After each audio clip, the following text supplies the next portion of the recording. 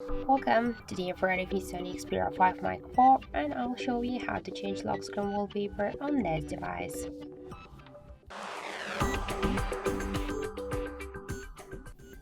So just to change the wallpaper on our lock screen, we should first open the settings application and then scroll down to the wallpaper section. Then we should select the just wallpaper and style or the Google Photos section where we'll change the wallpapers. Click here to change wallpaper, and now we can use the wallpaper from our device gallery previously taken on our device camera. Unfortunately, I have not here any photos, so also you can use the default wallpapers on your device. Just to add to use them, you should click to the wallpaper, select lock or home screen.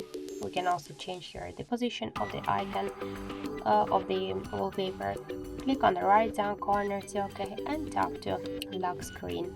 After that, we can see the message here that the wallpaper set successfully. So let's lock the device. We can check and see that we just successfully changed it.